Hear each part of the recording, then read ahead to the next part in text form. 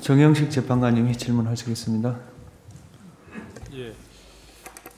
증인 그날 상황이 하도 복잡하고 정신이 없어서 기억을 제대로 못하는 것도 있고 네. 또 일부는 지금 현재 재판을 받고 있으니 이제 그 사건에서 본인이 문제가 될 수도 있으니까 여기서 진술을 함부로 하기가 어렵다는 것은 이해를 합니다. 그런데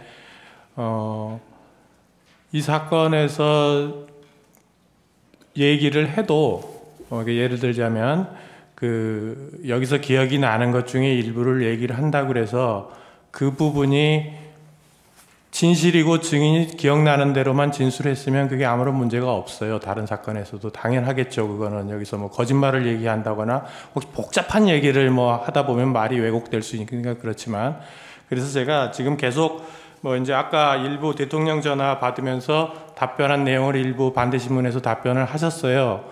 그런데 이제 나머지 부분에 대해서는 답변을 하지 않겠다고 하셨는데, 이제 진술 상황이 굉장히 복잡하니까 그럴 수는 있습니다. 그래서 제가 묻는 거는 대통령하고 통화한 건 분명히 맞지 않습니까? 그죠? 그렇습니다. 예.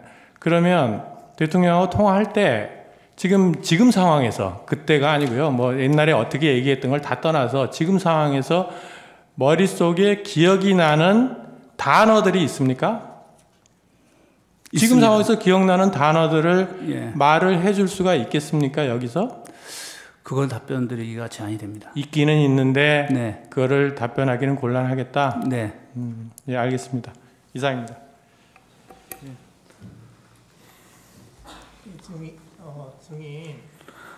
증인은 지금 삼성 장군이잖아요. 그렇죠? 네. 네. 근데 이제 국방부 장관인 김용현 장관한테서 지시를 받았잖아요. 네. 안 따르면 항명이 되는 거죠. 따르지 않으면 항명이 되는 거잖아요. 따르지 않으면 항명이라고 일단은 장관님이 그때 처음에 말씀하신 기억이 있습니다. 예. 그런데 이제 그래서 증인은 이제 대통령이 법률 전문가이고, 네. 그리고 김용현 장관의 그런 지시는 작전 지시로 이해를 했고, 네. 그래서 믿고 따른 거잖아요. 그렇습니다. 예. 예, 그래서 그 당시에 이제 증인이 이 상황을 판단하는 것이 다소 좀 어려움이 있을 것으로 예상이 됩니다. 이제 그런데 그때 증인이 그 현장에 투입한 지휘관이 대령이 2명 있죠. 네. 그 조성현 대령하고 김창학 대령. 그렇습니다. 예. 그 조성현 대령은 좀 멀리 있었죠, 그때. 원래 부대 위치가 저희 부대 쪽이 아니라 저 강 이북에 있습니다. 예. 거기에 거주하고 있었기 때문에 멀리 있었습니다. 예, 그래서 이제 그 2시간 내에 오기가 좀 힘들다. 네. 그랬었죠. 근데 그때 이제 굳이 그 조성현 대령한테 지시를 한 게, 이제 증인이 이제 또 김용현 장관한테서 지시를 받아서 조성현 대령한테 지시를 했잖아요. 네네. 굳이 지시를 한 이유가 그 조성현 대령이 무슨 진압하는 파트 쪽에 있었습니까? 그렇지 않고 서울 지역 내에서 어디든지 즉시 투입할 수 있는 그런 개념과 훈련을 시켜온 유일한 지휘관입니다. 그 다음에 제가 이제 수도방위 사령관이지만 제가 유사시에 쓸 수 있는 부대가 몇 없습니다. 그 부대의 지휘관이기 때문에 그렇습니다. 그래서 그 용산 대통령실 부근 경비나 이런 그것도 그 부대가 담당을 했던 거고요. 그렇습니다. 예. 그 인질 협상을 하게 되면 김창학 대령이 지휘를 했다고 하는데 그건 왜 그렇습니까? 그거는 우리가 군사 경찰과 또 민간 경찰의 그 전문가들이 사실 거기서 양성이 됩니다. 그러다 보니까 또 자격증 같은 게 있는데 그게 이제 군사 경찰 쪽에 있습니다. 근데 그때 상황은 인질 이런 것 때문에 한 건 아니었습니다. 예. 그러면 김창학 대령은 조성현 대령보다는 빨리 왔겠네요. 다시 말씀해 주시죠. 빨리 도착했겠네요. 그건 모르겠는데 누가 먼저 도착했는지는 제가 기억이 없습니다. 예. 근데 이제 그 입장을 바꿔놓고 생각을 하면 이 조성현 이제 직책은 단장이잖아요. 조성현 단장, 김창학 단장. 네. 이제 이분들의 입장을 생각을 해보면 이분들은 또 증인에게서 지시를 받았잖아요. 그렇습니다. 그러니까 이제 그 지시받은 상황에 대해서 하나하나 이제 이행을 해서 네. 그래서 이제 김용현 장관이 얘기한 지시를 주로 이제 그 조성현 단장에게 전달을 하신 거잖아요, 증인이. 그대로 전달한 것보다는 제가 해석을 합니다. 왜냐면은 제가 지휘관인데 그냥 전달하면 그 지휘관입니까? 제가 해석해서 거기에 맞는 추정 또 필요한 과업들을 줄 수 있어야 되는 것이고 그렇게 훈련되어서 제가 왔습니다. 지금까지. 그러니까 이제 그렇게 지시를 하신 거죠. 그렇습니다.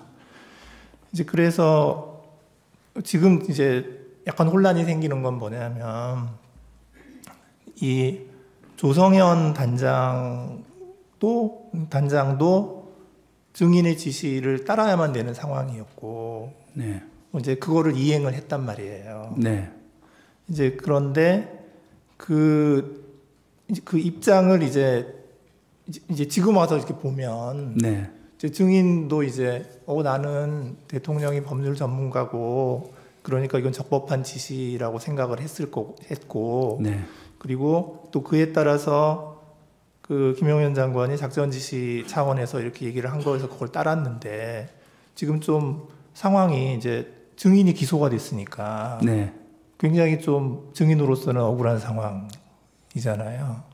저 말씀입니까? 예, 증인으로서는. 저는 책임져야 될 상황이고, 우리 우리 단장 2명은 제가 당시에 그래도 빨리 그 사람들을 생각한 거는 신뢰하고 있고, 어떤 임무가 구체화되면 할 수 있는 사람이라 생각해서 판단해서 정한 건데, 제 입장에서는 되게 미안하죠.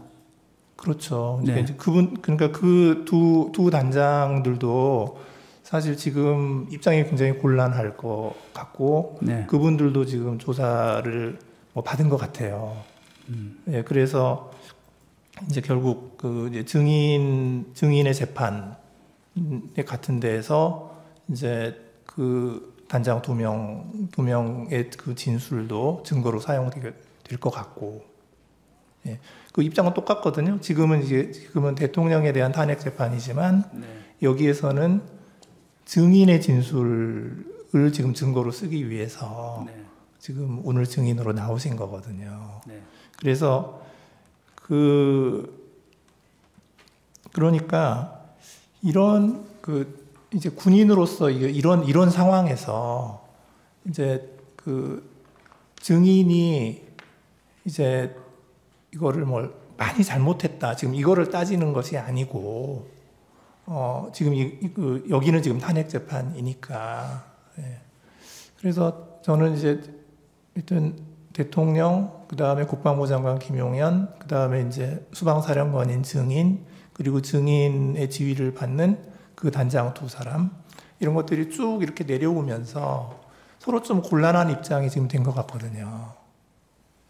그래서 지금 이 자리에서 증인이 좀 증언하기 어렵다고 하는 거를 굳이 이야기를 하라고 말씀은 드리기가 어려울 것 같고, 이제 다만 증인의 지시를 받은 그런 단장들도 똑같은 상황이 되어서 좀 그 입장도 좀 생각을 하셔야 될 것 같거든요. 네, 그거만 좀 말씀을 드립니다. 알겠습니다. 네. 다른 분이 있나요? 예. 그러면 제가 한 가지만 물어보겠습니다. 네. 정인이 저 수사기관에서 조사를 받았잖아요. 네. 그때 변호인을 선임하셨나요? 변호인을 선임하고 나서 조사받기 시작했습니다. 변호사님 성함이 어떻게 되나요? 우리 김인원 변호사님을 포함해서 여러분이 있습니다. 그러면 이렇게 물어볼게요. 오늘 저 나오신 변호사님도 포함되나요? 그렇습니다. 대표십니다. 예. 오늘 나오신 분 성함이 무엇이든가요?